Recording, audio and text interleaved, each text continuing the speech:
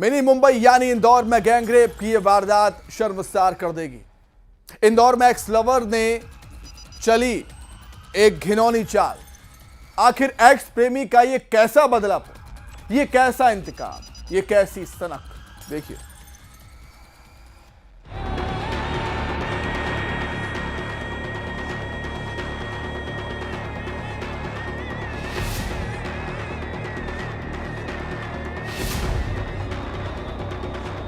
रास्ते में इसके पूर्व प्रेमी ने इसको अपने साथियों के साथ में मिलकर एक गाड़ी में बैठाकर आईडीए मल्टी की बिल्डिंग में ले जाकर इसके साथ में सामूहिक दुष्कर्म किया।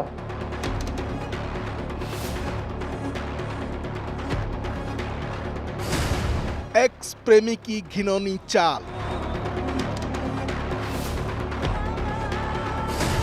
एक्स प्रेमिका का किडनैप, गैंग रेप, डराया धमकाया, रात छुपाया। 8 दरिंदे और वो अकेली।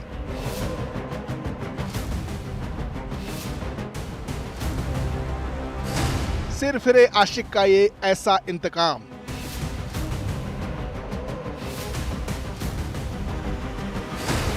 बेवफाई, एक्स बॉयफ्रेंड का बदलापुर। शर्मसार कर देगी ये सनक। करीब 7 महीने से वो उस दर्द में घुटती रही जो उसे अंदर तक झिंझोड़ रहा था, कचोट रहा था, लेकिन उसकी जुबान तक फरियाद नहीं आई, क्योंकि उसे धमकी दी गई थी, डराया गया था, धमकाया गया था कि जुबान खोली तो अंजाम समझ लेना। मिनी मुंबई यानी इंदौर में एक्स प्रेमी का ऐसा इंतकाम जो दहला देता है, बदला लेने की ऐसी सनक जो होश उड़ा देती है। इल्जाम सुनिए, कैसे एक्स प्रेमी ने अपनी एक्स प्रेमिका के साथ घिनौनी साजिश रची। पहले एक्स प्रेमिका का किडनैप किया और उसके बाद हैवानियत की हदें ही पार कर दी। इसमें घटना इस प्रकार की सामने आई है।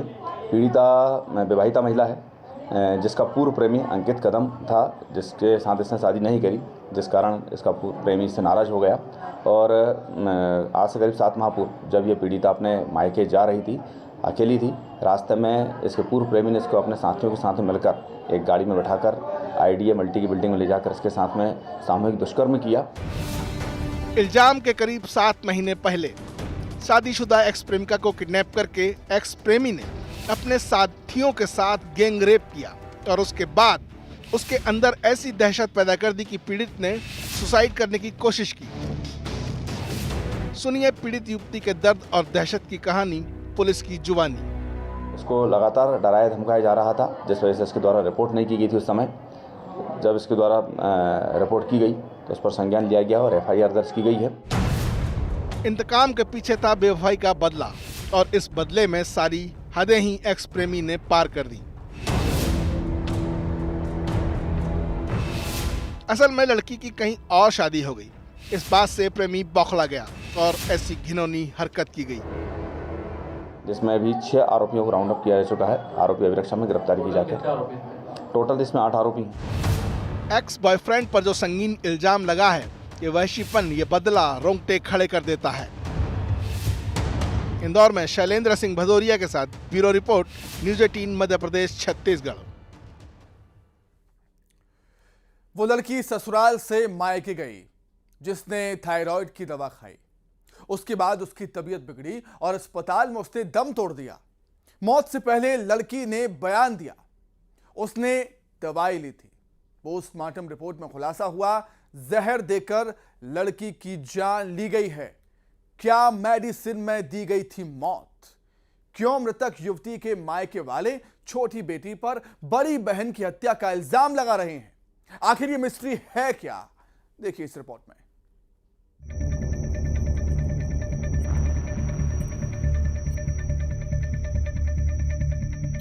गायत्री का हंसता मुस्कुराता चेहरा हमेशा के लिए खामोश हो गया है। बस अब ये तस्वीरें ही उसकी आखिरी यादें हैं उसके परिवार के लिए। दरअसल 2 महीने पहले भोपाल की रहने वाली गायत्री की तबीयत बिगड़ी। वो अस्पताल में एडमिट हुई और उसके बाद उसकी मौत हो गई। गायत्री ने मौत से पहले आखिरी बयान दिया था। वो बयान था, उसने थायराइड की गोली खाई थी, उसके बाद उसकी तबीयत बिगड़ गई। एक नवविवाहिता मर्ग की घटना हुई थी जो कि लगभग 40 दिन पहले की बात है, जिसमें मृतिका के कथन लिए गए थे मरने से। उसके बाद उसकी मौत हो गई। उसने कथनों में अपने कोई भी ऐसी बात नहीं बताई कि उसके द्वारा स्वयं जहर लिया गया है, ऐसा कुछ। बाद में जो पीएम रिपोर्ट आई उसमें सस्पिशियस पॉइजनिंग आया है। क्या ये दवाई का साइड इफेक्ट था? लेकिन पोस्टमार्टम रिपोर्ट से जो खुलासा हुआ वो हैरान करने वाला है। जहर देकर गायत्री की जान ली गई। गायत्री की जहर देकर हत्या की गई थी। आखिर मायके में गायत्री को किसने जहर दिया और क्यों? तो इस आधार पर संभवतः किसी अन्य व्यक्ति के द्वारा उसको जहर दिया गया है, तो अज्ञात व्यक्ति के खिलाफ मुकदमा कायम किया गया। इस मामले में गायत्री के मायके वालों ने जिस पर शक जाहिर किया वो भी हैरान कर देता है। दरअसल मृतक गायत्री के परिवार वालों ने अपनी छोटी बेटी यानी गायत्री की छोटी बहन पर बहन को जहर देकर मारने का शक जाहिर किया है। इसमें परिजन द्वारा एक संदेह उसकी छोटी बहन पर व्यक्त किया गया है, तो उसे संदेह की श्रेणी में रखा गया। आखिर इन आरोपों का सच क्या है? सूत्रों की माने तो छोटी बहन प्रेमी से शादी करना चाहती थी, लेकिन इसका घर वाले विरोध कर रहे थे। रहता है जिसकी मृत्यु हुई है, वो अपने मायके में रहने आई थी।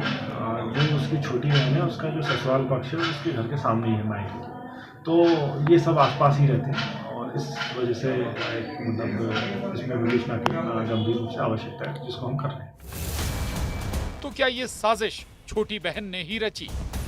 क्या मैरिज के लिए बड़ी बहन को मौत के घाट उतारा गया? आखिर घर वालों के शक के रडार पर छोटी बेटी क्यों है? गायत्री का कातिल कौन है? इसकी तफ्तीश जारी। भोपाल से वासु चौरे के साथ bureau report, news 18, Madhya Pradesh, Chhattisgarh. किसी ठग को पकड़ने के लिए पुलिस ने सारी तरकीब लगा दी। जिस ठग ने लिंक भेजकर 3 लाख रुपए पार कर दिए थे, फिर पुलिस ने एक ऐसी चाल चली कि ठग ने खुद ही किया पुलिस वालों का वेलकम। आखिर कैसे? देखिए, साइबर फ्रॉड से खबरदार करती है हमारी ये रिपोर्ट। पिक्चर अभी बाकी है।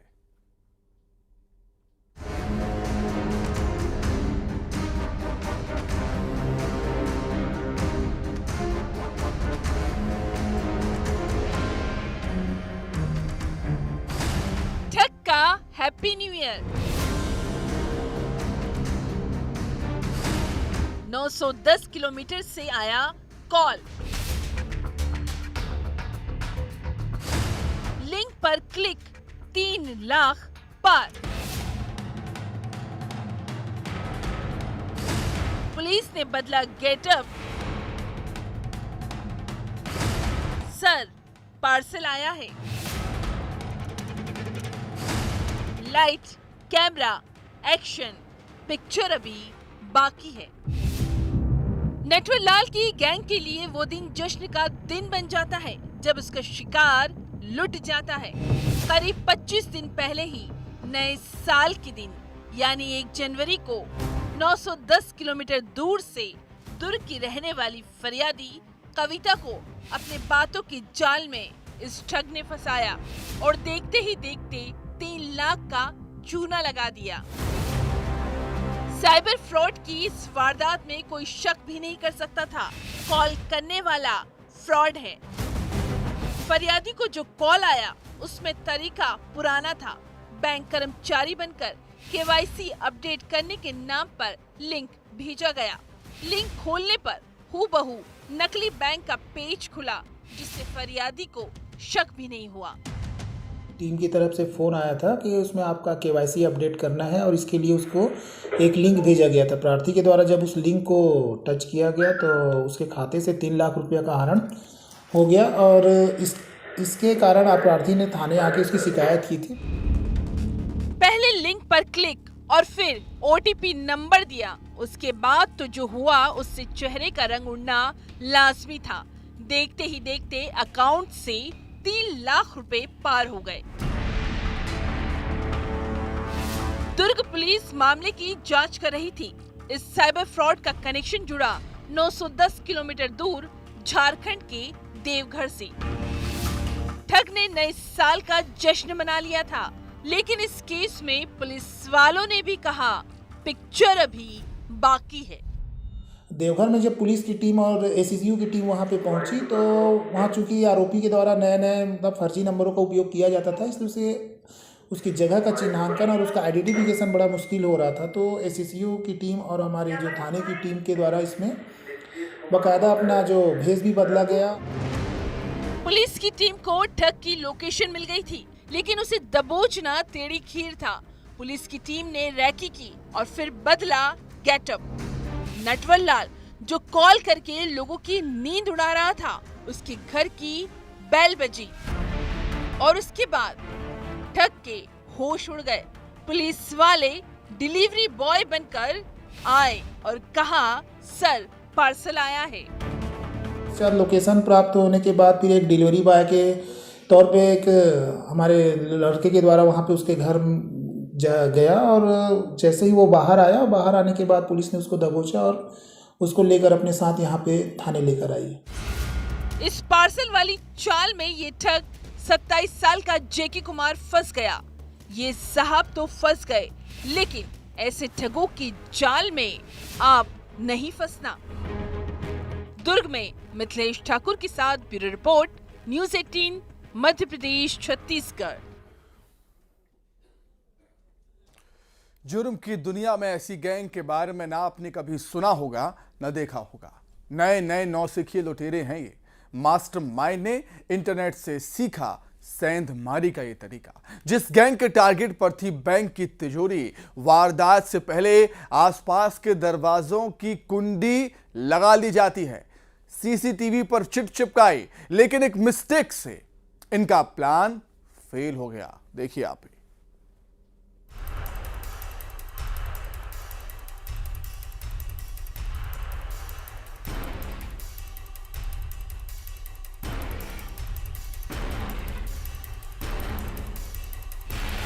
अजब गैंग की गजब कहानी।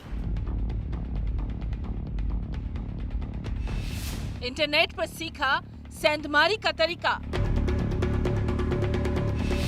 सीसीटीवी कैमरे पर चिट चिपकाई। दरवाजे पर ये कुंडी लगाए।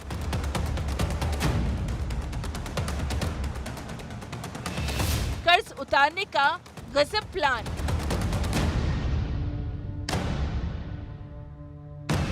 टारगेट पर बैंक, ऐसे हुआ प्लान फेल।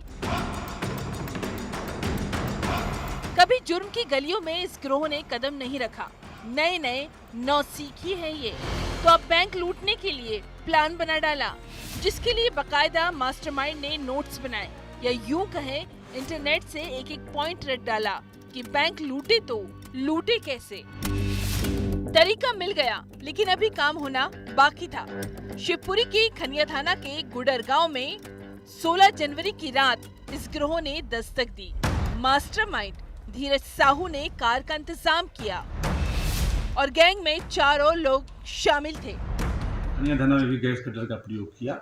ये गैंग भी जो है गैस कटर बाहर से झांसी से लाया था और यहाँ पे उसका जो है उसमें एक कियोस्क सेंटर चलाने वाला जो आरोपी है, जिसको पूरा बैंक का एक्सपर्टीज था। गैस कटर और दूसरे सामान खरीदे। फूक फूक कर एक एक कदम ये नई गैंग रख रही थी। गुडर गांव के बैंक को टारगेट पर इसलिए लिया गया कि चौकी नहीं है, थाना भी दूर है, यानी इनका काम आसान हो जाएगा। गिरोह ने पहले बैंक के बाहर लगे सीसीटीवी कैमरे पर चिट चिपकाई। बैंक के आसपास बने घरों के दरवाजों की कुंडी लगा दी। गैस कटर से बैंक का ताला काटा। तिजोरी तक पहुंच गए, लेकिन आखिर में प्लान फेल हो गया। जो एटीएम से हैं बहुत दूर दराज एरिया में भी आजकल हो गए हैं और बैंक भी जो है दूर दराज, जैसे कि खनिया थाना में ही बैंक में गया 12 किलोमीटर दूर है। गश्त जो है हमारी रहती है, पुलिस की उपलब्धता के आधार पे हमारी, आप भी अनुभव आप लोगों को होगा, स्टडी किए होंगे रात में आप देख के, तो हमारी गश्त जो है पहले से हमारी तिगुना चौगुना गश्त बढ़ती रहती है। दरअसल गैस कटर का इस्तेमाल करते वक्त ऑक्सीजन ही खत्म हो गई। तिजोरी खुल पाती उससे पहले ही ऑक्सीजन खत्म हो गई। सभी आरोपी कार में सवार होकर ऑक्सीजन का सिलेंडर लेने घर पहुंचे, लेकिन लौट कर नहीं आए। रास्ते में पुलिस की टीम गश्त करते हुए मिल गई। धना में बैंक में घुस के जो है उसको बैंक के लॉकर को निकालने का प्रयास किया गया था। पुलिस की जो है मुस्तैदी से दोनों घटना रुक गई थी। पुलिस वहां मौके पर तत्काल पहुंची थी, भाग गए थे उस समय। बैंक में सेंधमारी का प्लान फेल हो गया था। अब सुनिए एक और खुलासा। मास्टरमाइंड धीरज साहू के ऊपर 10 से 15 लाख का कर्जा था। उसकी गैंग में शामिल दूसरे आरोपियों की हालत भी ऐसी ही थी। तो सब कर्जदार ने मिलकर ये प्लानिंग की और अब कह रहे हैं बुरे काम का बुरा नतीजा। शिवपुरी में अशोक अग्रवाल के साथ bureau report, news 18 Madhya Pradesh Chhattisgarh. क्या किसी को खाना देने के लिए मना करना उसकी मौत की वजह हो सकती है? तो जवाब है हाँ। एक शहर में इसी मामूली सी बात पर नाती ने नानी का कत्ल कर दिया और मौसी पर जानलेवा हमला। एक और शहर में हुआ है रिश्तों का खून। देखिए।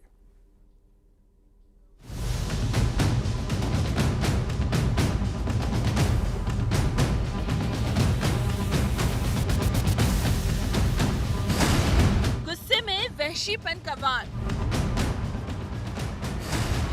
नानी का मर्डर, मौसी पर जानलेवा हमला।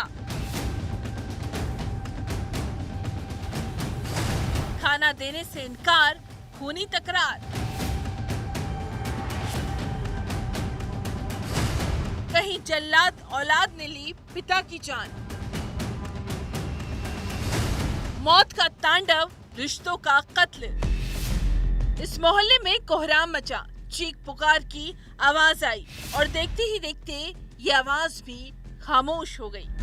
धमतरी के कोटमर गांव में एक साथ 2 महिलाओं पर जानलेवा हमला हुआ। धारदार हथियार से हमला करके बुजुर्ग महिला की हत्या कर दी गई। बुजुर्ग महिला की बेटी मौत और जिंदगी के बीच झूल रही है, जिसकी हालत गंभीर है।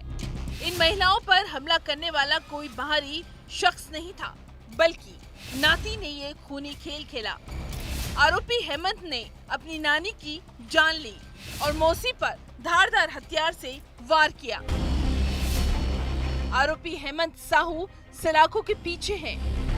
कुरुप थाना अंतर्गत चौकी बीरेझर में सूचना आई थी कि गांव कोड़ेपार में एक युवक जिसका नाम हेमंत साहू है, उसने अपनी नानी को और अपनी जो मौसी है उसको टंगे से वार कर दिया है। तो उसकी सूचना पर पुलिस ने जो है वो 302 का अपराध पंजीबद्ध किया गया है। इसमें नानी जो है उसको डॉक्टर के द्वारा मृत घोषित कर दिया गया है और उसकी मौसी जो गंभीर रूप से घायल है उसको रायपुर हॉस्पिटल रेफर किया गया है। आखिर नानी और मौसी का कसूर क्या था? क्यों हेमंत उनके खून का प्यासा हो गया? बात बेहद मामूली सी थी, लेकिन बढ़ते बढ़ते खून खराबे पर आ गई। हेमंत साहू ने नानी और मौसी से कुछ लड़कों को खाना देने को कहा, लेकिन नानी और मौसी ने इसके लिए इनकार कर दिया और इस इनकार पर हेमंत साहू ऐसा आग बबूला हुआ कि उसकी हैवानियत से पूरे इलाके में दहशत है। ऐसा कहना है कि अज्ञात युवक को उसकी नानी ने खाना देने से इनकार किया, जिसके कारण उसने टंगे से वार किया। धमतरी में नाती की हैवानियत और अंबिकापुर में बेटी का वहशीपन रोंगटे खड़े करने वाला है। बुजुर्ग भगवती सिंह को घायल हालत में अंबिकापुर मेडिकल कॉलेज अस्पताल लाया गया। इलाज के दौरान भगवती सिंह ने दम तोड़ दिया। हत्या करने वाला बुजुर्ग भगवती सिंह का बेटा ही है। नशे में धुत बेटे ने पिता की लाठी डंडों से वार कर हत्या की थी। ये 2 तस्वीरें सिसकते रिश्तों के गवाही दे रही हैं। धमतरी में अभिषेक पांडे और अंबिकापुर में श्रवण कुमार महंत के साथ bureau report, news 18 Madhya Pradesh Chhattisgarh. रुकेंगे छोटे से ब्रेक के लिए।